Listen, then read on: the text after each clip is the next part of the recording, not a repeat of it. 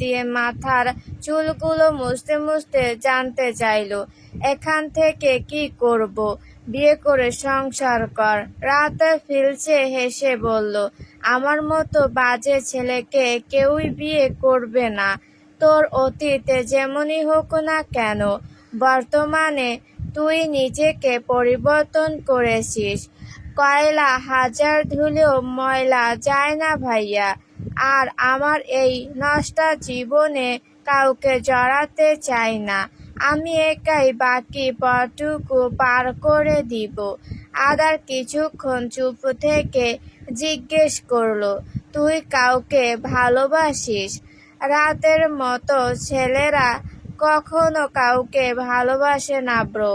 এদের অনুভূতি বলতে কিছু নেই। ঠিক আছে, তোর যা ইচ্ছে হয় কর, আমি কিছু বলবো না। একথা বলে আদা সেখান থেকে চলে যায়। রাতে দীর্ঘ শ্বাস ছেড়ে লাকেশ নিয়ে মায়ের রুমে এসে বিদায় নিয়ে নিচে চলে যায়। তারপর দাদা যান ও ভাই ভাবির থেকেও বিদায় নেয়। অতএব এয়ারপোর্টের উদ্দেশ্যে রওনা দিল।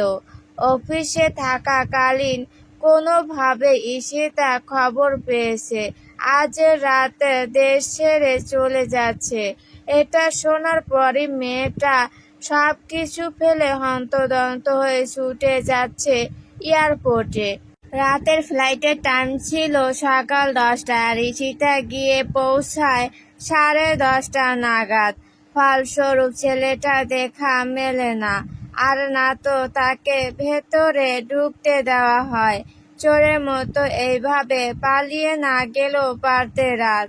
একটি বারের জন্য আমার না বলা কথাগুলো তো শুনতে পারতে। আমি একটু সময় চেয়েছিলাম নিজের অনুভূতিগুলো বোঝার জন্য, কিন্তু তুমি কি করলে এটা? আমাকে মাঝপথে রেখে চলে গেলে। নিজের অনুভূতি বুঝে উঠতে না উঠতেই তুমি দেশছাড়া হলে। এখন আমি কাকে নিজের মনের কথাগুলো বলবো? তুমি বড্ড বেঈমান রাত, সাথে নিষ্ঠুরও। আমার জীবনে হুট করে এসে হৃদয় চুরি করলে, আর এখন সেই তুমি হুট করেই পাখির মতো উড়াল দিলে। এমনটা তো হওয়ার কথা ছিল না রাত। তাহলে তুমি কেন এমন করলে? শেষবারের মতো একটু দেখা করতে আমার সাথে, তাহলে তো বলতে পারতাম আমি তোমাকে। এয়ারপোর্টের সামনে অসহায়ের মতো দাঁড়িয়ে থেকে ভাঙা ভাঙা গলা কথাগুলো বলে ঈশিতা। মেয়েটার রক্তিম চোখ জোড়া বেঅশ্রু গড়িয়ে পড়ল। হালকা বাতাসে উড়ছে পরনের ওড়না ও খোলা এলোমেলো চুলগুলো। ঈশিতা চোখের পানি মুছে পিছনে ফিরে নীল আকাশের দিকে তাকিয়ে অস্পষ্ট স্বরে বলল, না চাইতো বাজে তুমি ঠিক ভালোবেসেছি রাত। কিন্তু তুমি জানতে পারলে না এই পৃথিবীর বুকে তোমাকে মন থেকে ভালোবাসারও কেউ একজন রয়েছে, আর হয়তো কখনো জানতেও পারবে না তোমার চাচমিস তোমাকে কতটা চেয়েছিল। একটু থেমে পুনরায় আওড়ালো, এখানে শুধু তোমার দোষ নেই, আমারও রয়েছে। তোমার থেকে দ্রুত না বাড়িয়ে যদি সঠিক সময়ে মনে কথাগুলো বলে দিতাম, তাহলে এখন এই মুহূর্তটা দেখতে হতো না। কিন্তু কি করব বলো? আমিও ওই মানুষদের কাতারে পড়ি যারা সময় থাকতে দাঁতের মর্যাদা বুঝতে পারে না। আজ তোমাকে হারিয়ে বুঝলাম আমি তোমাকে ভালোবাসি। হ্যাঁ রাত, তোমার ইস্যু তোমাকে অনেক ভালোবাসে, কিন্তু আফসোস তুমি সেটা জানলে না। ঈশিতা চোখ বুজে দীর্ঘশ্বাস ছাড়ল। ঘাড় ঘুরিয়ে আবারও এয়ারপোর্টের ভারী কাছের দরজার দিকে তাকিয়ে দৃষ্টি সরিয়ে নিল। তারপর নিজেকে সামলিয়ে একটা রিকশা ডেকে উঠে পড়ল। আজ আর অফিসে যাবে না, সোজা বাড়িতে যাবে। তার যে মন ভালো নেই, অজানা ব্যথায় হৃদয়টা হাঁসফাঁস করছে। সে চেয়েও নিজের অশান্ত মনকে শান্ত করতে পারছে না। বারবার মানুষটার সাথে কাটানোর সুন্দর সুন্দর মুহূর্তগুলো ভেসে উঠছে দু চোখের পাতায়। পালিয়ে না গেলেও পারতে রাত, ব্যর্থ হৃদয়ের মেয়েটার বুক চিরে শুধু বেরিয়ে এলো দীর্ঘশ্বাস, এবং প্রিয় মানুষটিকে মনের কথা গুলো না বলার এক আকাশ সম কষ্ট ও আফসোস রয়ে গেল। শহরের বিশাল এক অডিটোরিয়ামের মিন্ময়ের ইনভাইটে রাখা হয়েছে। সেখানে হাজারো ভক্ত উপস্থিত, তাদের মাঝে ছায়া মায়াও রয়েছে। আলো অসুস্থ শরীর নিয়ে আসতে পারেনি। মিনিময় স্টেজে ভক্তদের উদ্দেশ্যে একটা রোমান্টিক গান গেয়ে সকলের মনোরঞ্জন করে অটোগ্রাফ দিতে বসেছে। মিডিয়ার লোকজন ভিডিও ছবি তুলছে, আর পুলিশ গার্ডরা পাহারা ও ভক্তদের লাইনে সামলাতে ব্যস্ত।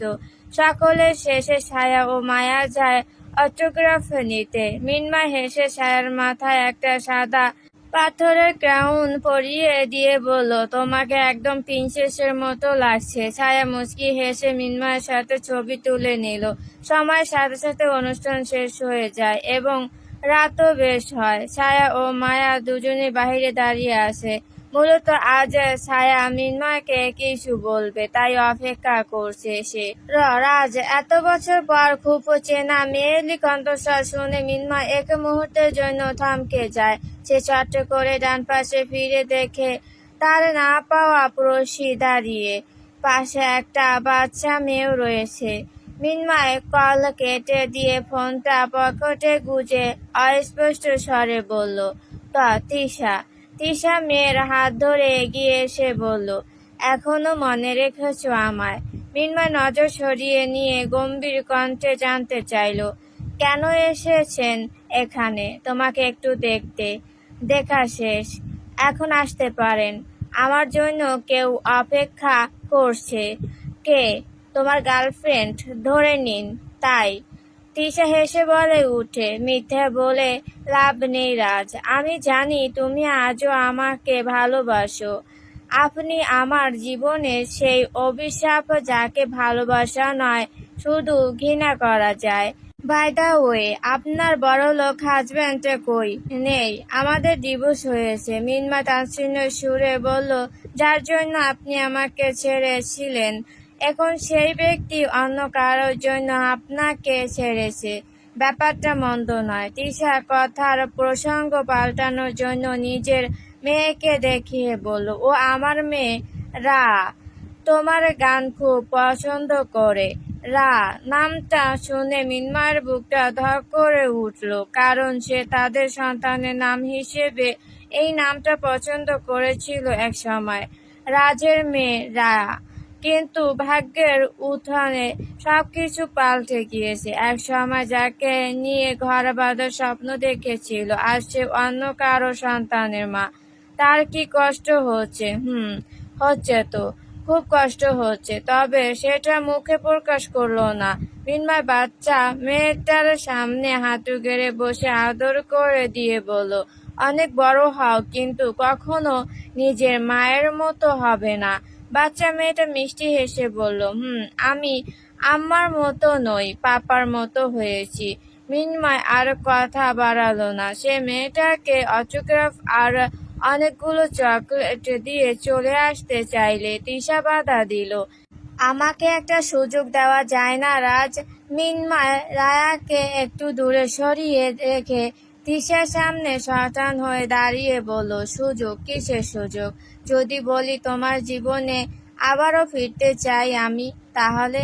অতীতে আমিও আপনার পা ধরে একটা সুযোগ চেয়েছিলাম, কিন্তু আপনি দেননি। তাহলে এখন কেন আমি আপনাকে সুযোগ দিব? অতীতের জন্য সরি, আমি খুব সরি রাজ।